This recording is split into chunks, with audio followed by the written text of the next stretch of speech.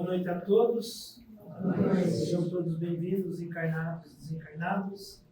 Mais uma vez, agradecemos então a oportunidade, agradecendo então mais uma vez a Deus, a Jesus, a Nossa Senhora, pela oportunidade de hoje, pelo dia de hoje. Agradecendo também a espiritualidade maior que se faz presente, que nos envolve, e irmã Anastácia e todas as equipes que nos recebem nesta casa. Mais uma vez pedimos a luz de Jesus a esta casa, fortalecendo os trabalhos, amparando todos nós. Possamos nós ser abençoados nessa noite com tudo que precisamos, principalmente pela oportunidade de doarmos o melhor de nós aos trabalhos desta noite. Jesus também abençoe a todos os nossos irmãos sofredores, aqueles irmãos que estão mais necessitados, também possam ser levados até eles o amparo necessário e oportuno através da mão amiga encarnada e desencarnada. De cada irmão que precisar e pedir o auxílio de Jesus, que ele possa então estar presente nesse momento e possamos nós também estar sendo esse instrumento no momento oportuno. Obrigado então à espiritualidade maior, a Deus por mais esse dia, agradecemos por tudo que recebemos na semana, agradecemos por estar aqui, renovando as nossas forças e também agradecendo a oportunidade do auxílio. Então, que Jesus nos permita estar fortalecidos no dia a dia, para que possamos sempre estar conduzidos aí na nossa evolução, no caminho sempre da luz. Agradecemos então e pedimos a oportunidade, a permissão para começarmos os trabalhos desta noite. Que assim seja. Pai nosso que estais nos céus, santificado seja o vosso nome, venha a nós o vosso reino, seja feita a vossa vontade, assim na terra como em todos os lugares. O pão nosso de cada dia nos dai hoje, perdoai as nossas dívidas, assim como nós perdoamos os nossos devedores. E não nos deixeis cair em tentação, mas livrai-nos de todo mal. Que assim seja. Ave Maria, cheia de graça, Senhor é convosco. Bendita sois vós entre as mulheres, bendito é o fruto do vosso ventre, Jesus. Santa Maria, Mãe de Jesus, rogai por nós, pecadores, agora e para a hora da eternidade. Que assim seja. Graças a Deus e graças a Jesus. O Evangelho para nós.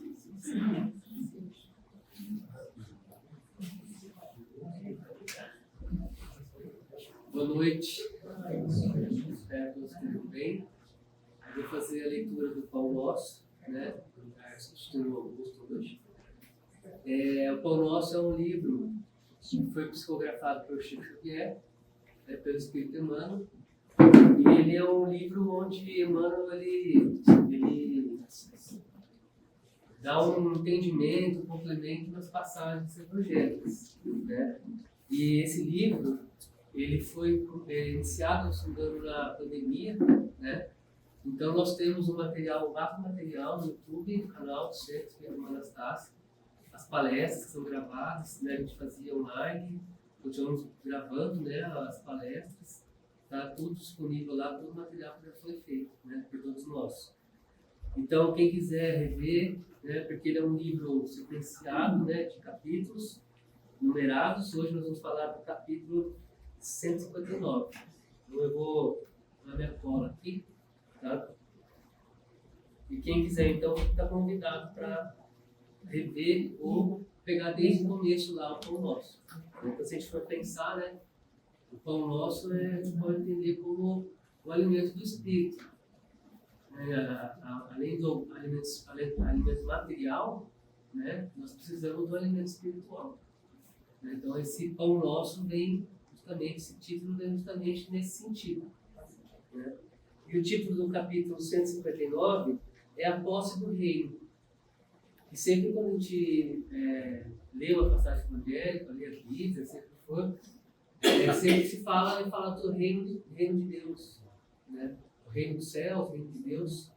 E esse reino de Deus a gente entende na doutrina espírita que é a vida espiritual, que é o plano espiritual, porque a verdadeira vida nossa é a vida espiritual, né? E lá nós temos Não que nós não deixamos de ter nossas atribuições, tudo, né? Mas nós temos um suporte maior da espiritualidade, né? Para os nossos desafios. Então, é o que a gente almeja, todo mundo almeja.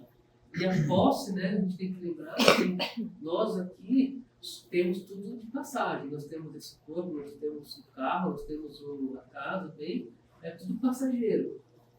Né? Então, nós temos a responsabilidade, a propriedade de usufruir disso tudo, né? Com responsabilidade, né? Só que é tudo passageiro. Por quê? A verdadeira vida, como eu falei, é a vida espiritual. Então, a passagem evangélica é a seguinte: confirmando os ânimos dos discípulos, exortando-os a permanecer na fé e dizendo que por muitas tribulações nos importa entrar no reino de Deus. Atos dos Apóstolos, capítulo 14, versículo 22. Então, nessa passagem dos Atos, né, o que ele está trazendo para nós? Sabendo, né, do ânimo, do engajamento dos discípulos, né, estimulando eles a, né, permanecer nessa fé, acreditando em tudo que eles aprenderam, né, eles estimulando, né, nesse sentido, não há nada, não há nenhum momento, na verdade não há nenhum momento, mas vão haver tribulações, vão haver problemas, sejam os mais simples até os mais difíceis que nós precisamos passar. O Evangelho, aí entra Emmanuel, aí já é Emmanuel Chico Xavier. O Evangelho a ninguém engana em seus ensinamentos. Ele é muito claro, né? O Evangelho, a interpretação é minha, mas o que está escrito, a palavra, ou o entendimento, o significado, não tem como enganar, não tem como fugir. Né? Às vezes eu posso querer interpretar do jeito mais fácil para mim e passar para os demais, né? Do jeito mais fácil. Só que ele não engana ninguém. Né? Jesus passou a boa nova, que é o Evangelho, ele não enganou ninguém. É vulgar a preocupação dos crentes tentando subornar as forças divinas. Então, assim, é vulgar todo mundo aquele que crê, né? São os crentes, né? Ele fala crente, mas é todo aquele que crê, né? Tentando subornar as forças divinas. O que quer dizer? Então, a promessa, né? Eu vou fazer isso se eu receber aquilo, né? Se eu conquistar aquilo, eu vou cumprir isso, né? Então, assim, a gente se preocupa muitas vezes com isso, com essas promessas, né? E tentar subornar, né, como ele coloca aqui, as forças divinas, mas isso está errado.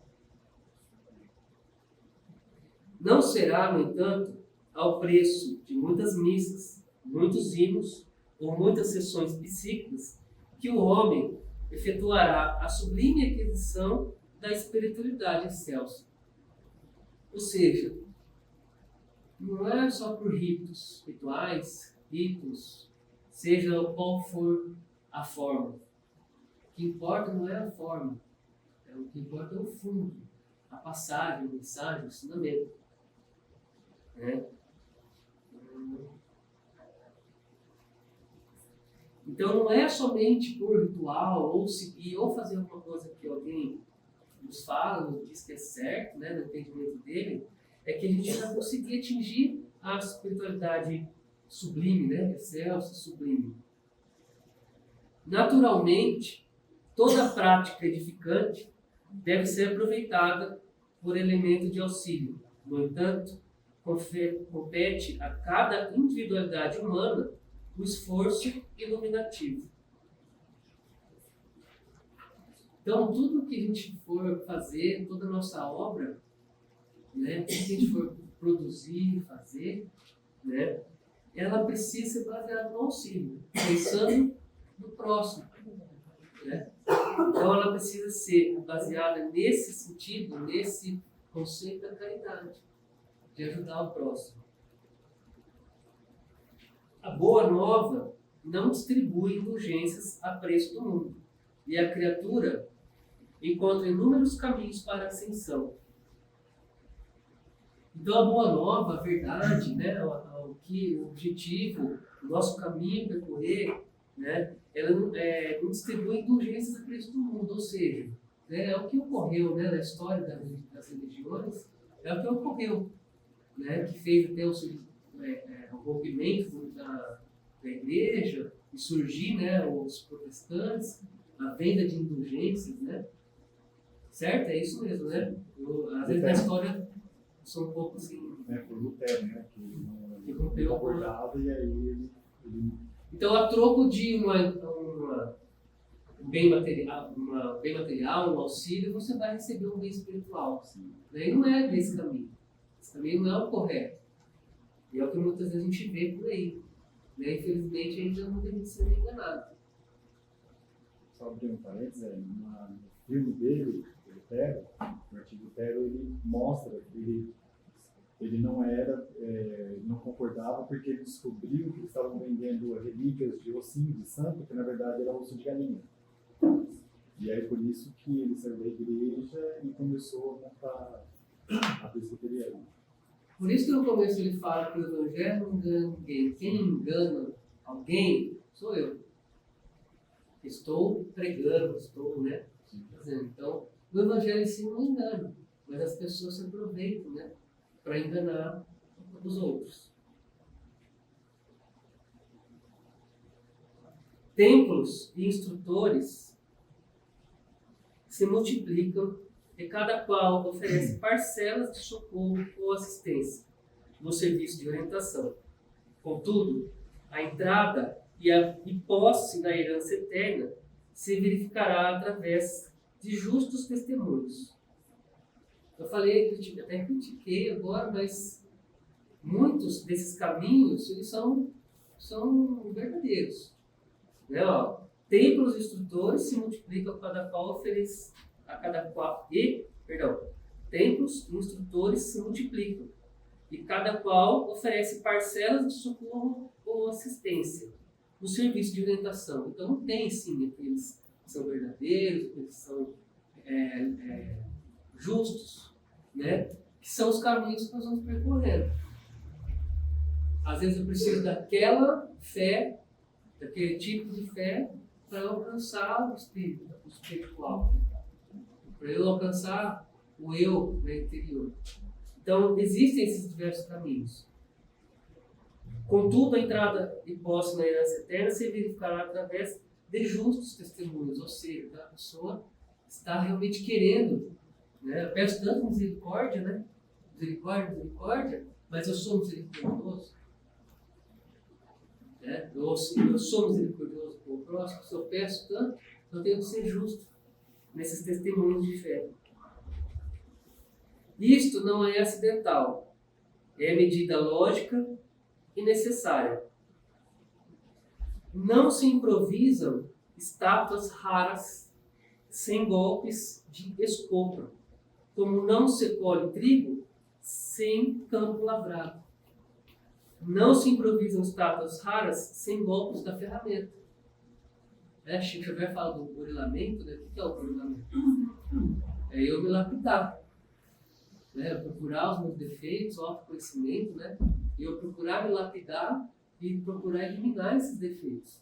Então não há uma estátua rara, né? Não se atinge, vou pensar no que ele quer dizer, não se atinge um objeto perfeito, ou uma perfeição ali momentânea, sem trabalho. Não se colhe trigo sem o campo lavrado, ou seja, não vai de repente surgir o trigo, a farinha de trigo na minha mesa. Né? Tem todo um trabalho por trás disso. Tem toda uma preocupação, todo um cuidado por trás da plantação, da colheita. Tem todo um esforço, né? Não poucos aprendizes costumam interpretar certas advertências do Evangelho por excesso de exortação ao sofrimento.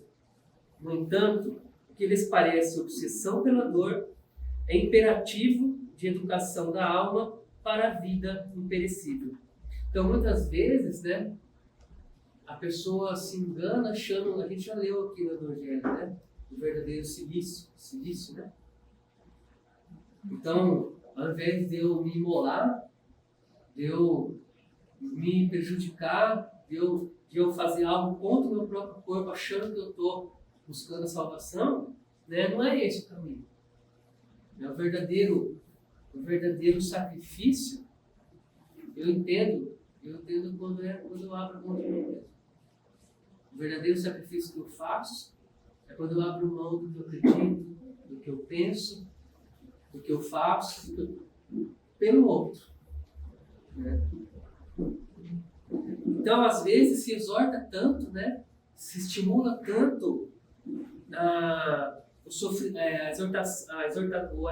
atingir a fé, atingir o objetivo pelo sofrimento, pela imolação, pelo silício, mas, na verdade,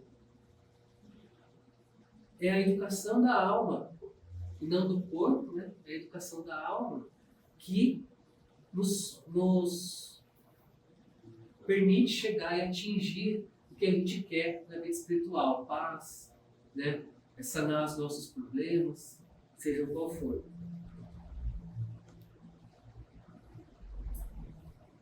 Homem algum encontrará o estuário infinito das energias divinas sem o concurso das tribulações da terra. Então ninguém aqui, hoje, que está encarnado, aqui, nenhum de nós, né, encontrará o infinito estuário. O que quer dizer com estuário? Né? Estuário é aquela transição do mar para chegar na praia ou na terra firme, né? Onde o quê? Onde acalma, né? O mar já se acalma, já começa a ficar mais tranquila a situação.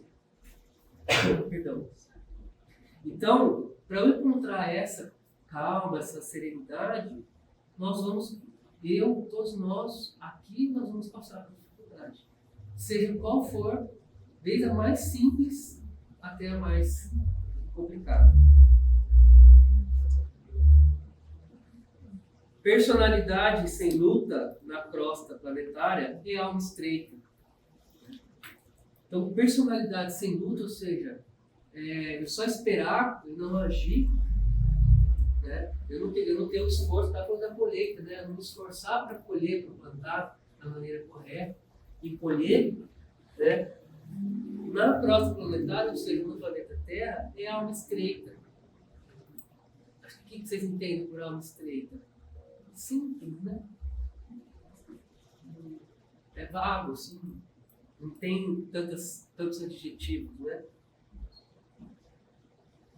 Somente o trabalho e o sacrifício, a dificuldade e o obstáculo, como elementos de progresso e autossuperação, podem dar ao homem a verdadeira notícia de sua grandeza.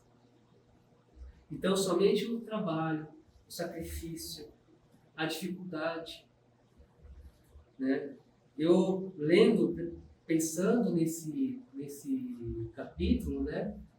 E até escutando outro podcast e tal, a pessoa falou de Jesus, né? Então, assim, poxa, todo mundo aqui conhece a história de Jesus. Né?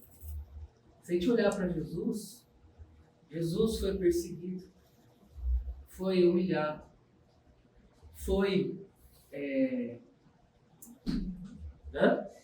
torturado. Ou seja, se Jesus sofreu, por que eu não vou sofrer? Vou pensar assim, quem sou eu pensar que eu não mereço sofrer? Não é que eu merecer sofrer por merecer. Por quê? A gente só sofre aquilo que a gente causou, não tem culpa, né? Ação é reação. Eu só passo por aquilo resultado daquilo que eu fiz. Né? Então, se Jesus passou por tudo isso, ele foi um exemplo do quê? Quando ele fala, eu sou o caminho, a verdade e a vida, o que ele fala? Eu sofri, eu morro e eu estou mostrando para vocês qual é o caminho. Qual que é o caminho que Jesus nos deixou?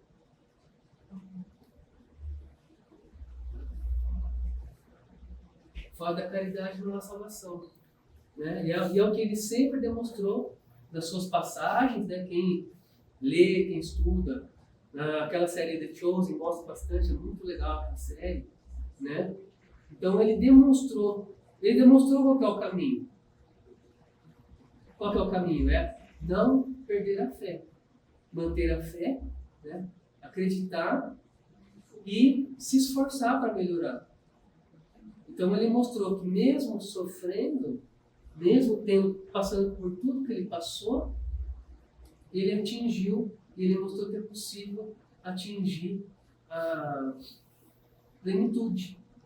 Qual que é a plenitude? Qual que é a sua plenitude? Qual que é a sua plenitude? A minha plenitude agora é resolver uma dívida. A minha plenitude agora é solucionar um problema no trabalho. A minha plenitude agora, né, a plenitude, a gente usa, eu falei mais por assim, qual que é o objetivo que você tem no momento? Né? Qual que é a superação que você tem no momento? E é através desse caminho, né, por meio desse caminho que Jesus mostrou para nós, que é a prática da caridade, a indulgência, a benevolência, né, o perdão. Né, esses são os caminhos, é por esse caminho que a gente precisa seguir. Então, se nós queremos, como ele coloca aqui, né, a posse do reino, né, ou seja, atingir a plenitude, seja qual for, né, solucionar nossos problemas, nossas dificuldades, é trabalhoso, é difícil, né? Mas eu mesmo falando com meu filho esses dias, falei, ó, tem um caminho fácil e um caminho difícil. No caminho fácil, o que vem fácil vai fácil. O caminho difícil é mais difícil, complicado, mas o resultado é mais satisfatório. Você, né, tem um resultado que te satisfaz, né, e você atinge o objetivo, você melhora, né? O caminho mais fácil você pode escolher, só que tem a consequência. Né? Posso escolher tanto um como o outro. E tudo vai depender de quem? De mim. Né? Tanto que eu falei, o sofrimento que eu mereço, né? Porque eu mesmo proporcionei, eu mesmo adquiri essa dificuldade. Esse problema que eu estou passando no momento.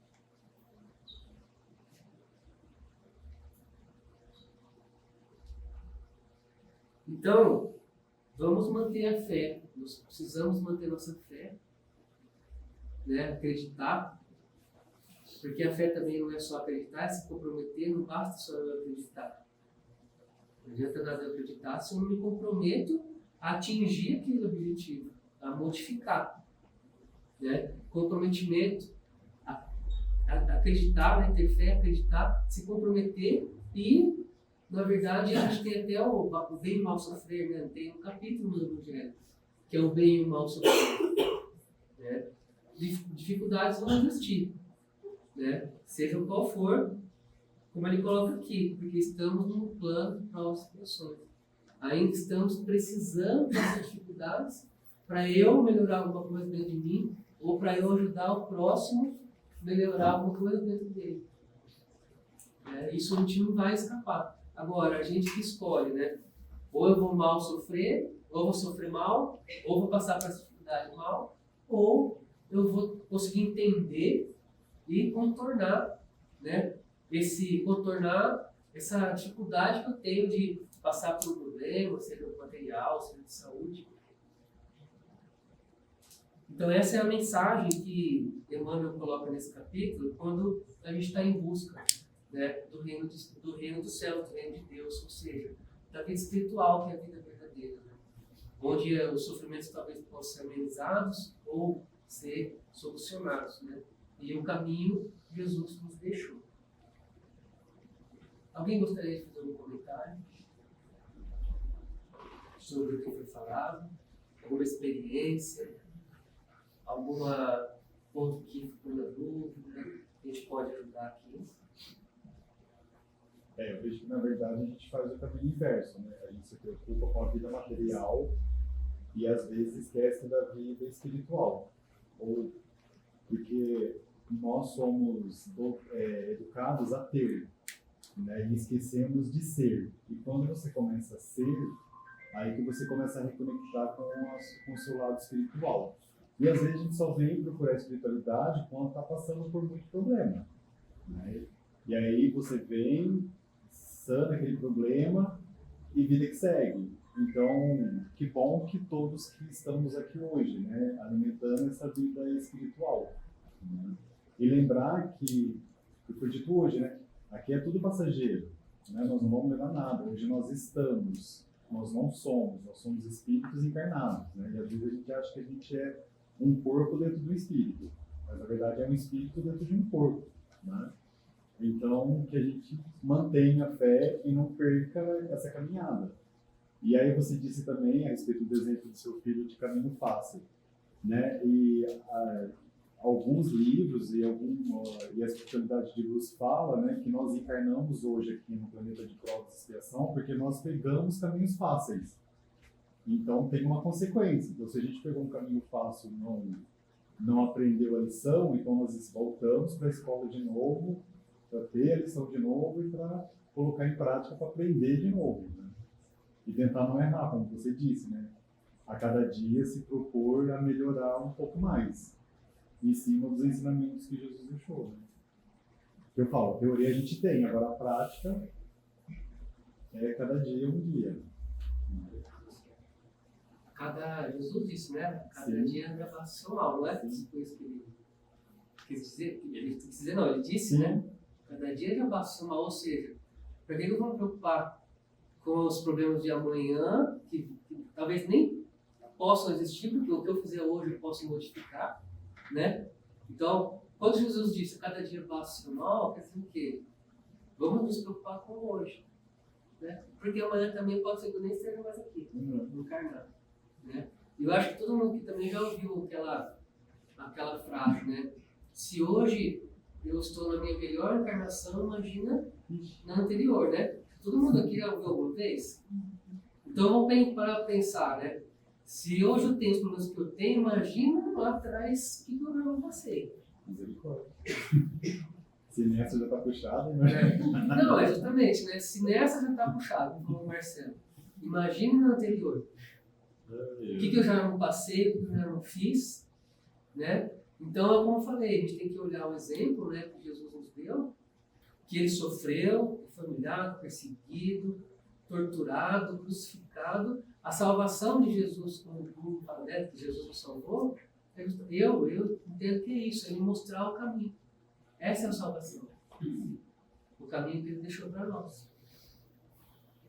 Alguém mais? Eu entendo quando você falou que os nossos objetivos hoje materiais, eles são importantes. É que a gente tenha uma sanidade também, né? A gente em busca da casa, do serviço, e algumas coisas que nos dão conforto.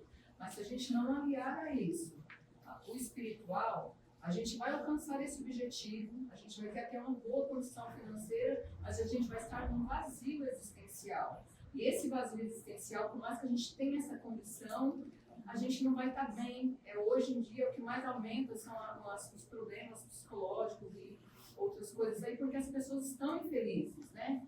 Porque elas lutam e a gente tem que lutar mesmo, né? A lei do trabalho ela é muito importante.